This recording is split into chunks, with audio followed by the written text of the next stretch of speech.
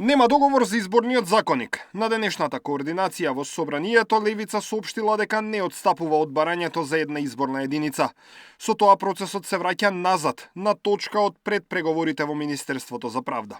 Во делот на гласањето на диаспората, пратениците од ВМРО-ДПМН дале нов предлог. Наместо електронски, македонските државјани кои живеат во странство да гласаат поштенски.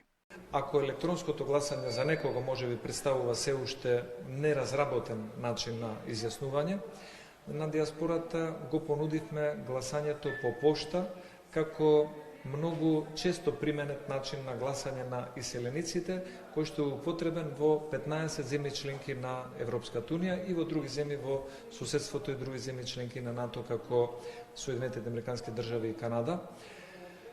Од страна на Социјалдемократскиот сојуз беше кажано дека им треба одредено време да изградат став по однос на овој предлог. Истото беше потенцирано од страна на ДУИ.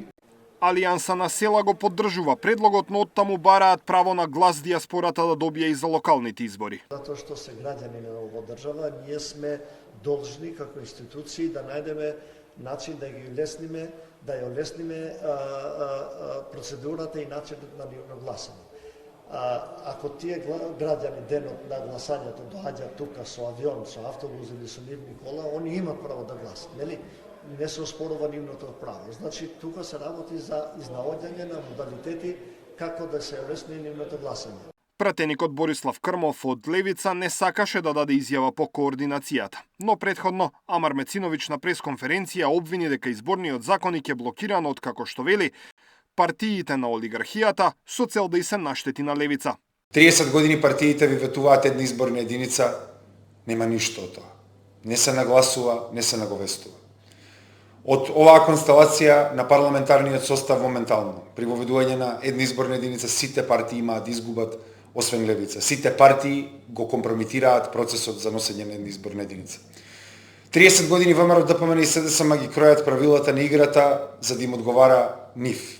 Затоа и сега електронското гласање на диаспората беше заговор и зицер кој ВМРО ДПМН им го даде на СДСМ за да го оправда нивното блокирање. Изборниот законник е еден од 10 реформски закони кои треба да бидат донесени до половина од месецот и единствена реформа која државата не успеа да ја спроведе. Владеачкото мнозинство нема да брза и да го носи по секоја цена. Ние не би сакале изборниот законник, немаме намера да го туркаме на сила, да му ставаме европски знаменца или да игнорираме поднесени 10 или 15 илјади амандмани. Сакаме изборниот законник да биде резултат на широк консензус и политичка волја.